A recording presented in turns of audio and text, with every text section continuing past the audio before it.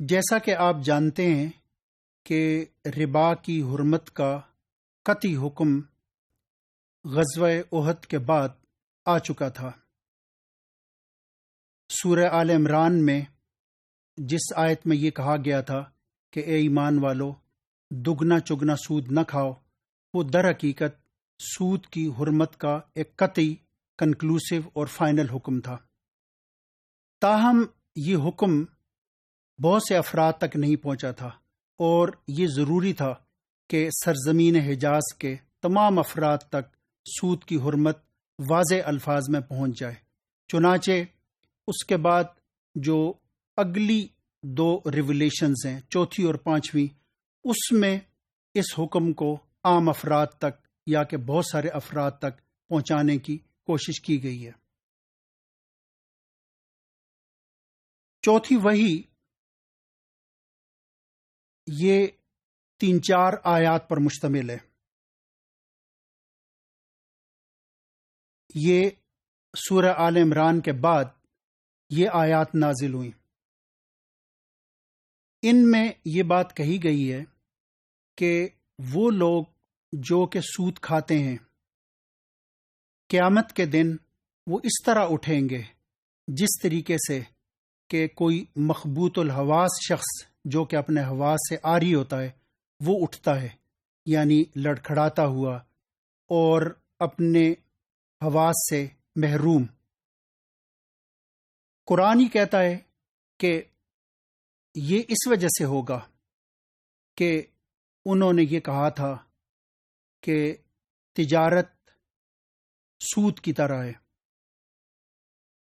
ان کا دعویٰ یہ تھا، کفار مکہ کا اور مشرکین کا دعویٰ یہ تھا کہ تجارت اور سود کے درمیان کوئی فرق نہیں ہے، کہ جس طریقے سے کہ تجارت میں آپ اپنی لاگت پہ، اپنی قیمت خرید پہ کوئی آپ اضافہ لے سکتے ہیں، بالکل اسی طریقے سے آپ قرض کی جو اصل رقم ہے اس پہ اضافہ لے سکتے ہیں۔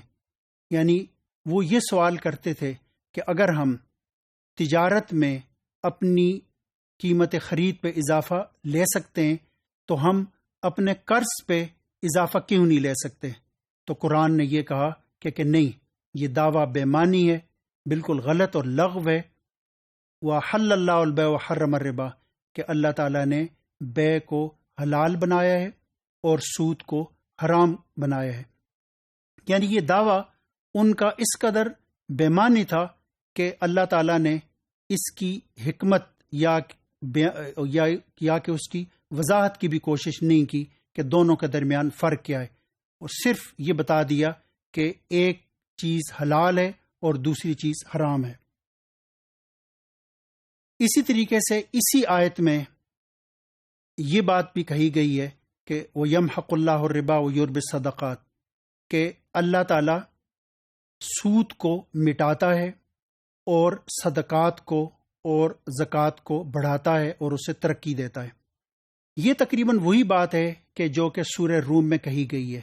یعنی اس میں اللہ تعالیٰ یہ فرما رہے ہیں کہ وہ مال جو کہ سود کے ذریعے کمایا جاتا ہے، اس مال سے اللہ تعالیٰ کی جو رحمت اور برکت ہے وہ اٹھا لی جاتی ہے۔ اس کے مقابلے میں جو زکوٰۃ اور صدقات ہیں، اللہ تعالیٰ انہیں ترقی دیتا ہے، اس میں بڑھوتری عطا کرتا ہے، اس میں اپنی رحمت اور اپنی برکت دیتا ہے۔ یعنی اس کا مطلب یہ ہوا کہ اس کا ایک تعلق تو آخرت کے ساتھ ہے کہ آخرت میں اس طرح کا جو مال جو کہ زکوٰۃ کے ذریعے ہو اس میں جو اضافہ ہوتا ہے، اور دنیا میں بھی اگر وہ مال کے جس سے زکوٰۃ اور صدقہ دیا جائے، نکالا جائے، تو اس میں بھی اضافہ ہوتا ہے۔ تو یہ اس طریقے سے یہ کوئی 3-4 آیات ہیں کہ جن کا تعلق چوتھی ریولیشن یا کہ وحی کے ساتھ ہے۔